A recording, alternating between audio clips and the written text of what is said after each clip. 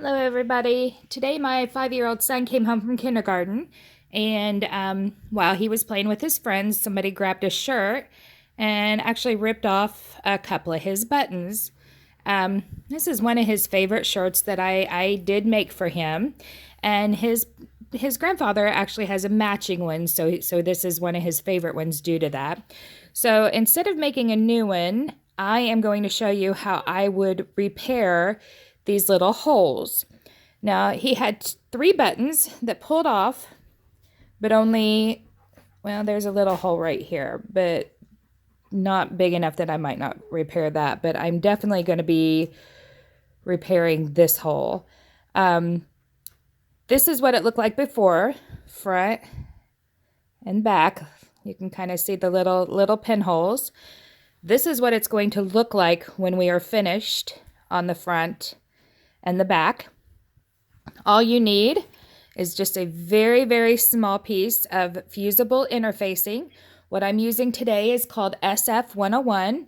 It is a woven fusible interfacing. I cut it down to small sections, just enough to cover up the hole, and small enough that when I repair it with a new button, that it will not show from under the button. So you're just going to cover that little hole up with the interfacing, and you're going to iron that on. When you iron interfacing on, you do not want to use steam. Just a nice hot iron is all you need. No steam at all. And it's really more about pressure than it is just the heat. It's more about pushing down on it and getting that glue to fuse to the fabric. And as you can see, that is now fused on there.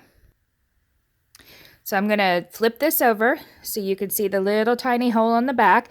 Buttons are rough on fabric, so you want to make sure that whatever you do when you repair it, that the button has something nice and strong to hold on to. So even though that is a tiny, tiny little hole, I still want to cover that up. Now, this will be seen, like if you open up the shirt and you look at it, you will see that tiny little, piece of interfacing. What you will not see it is when it is buttoned up and on the child, or on, if you're repairing this for an adult.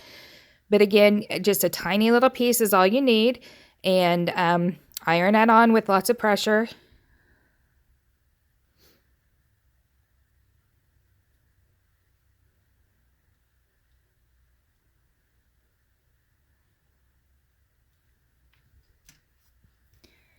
And that is it. It is now ready for me to take it back to my sewing machine and put new buttons on him.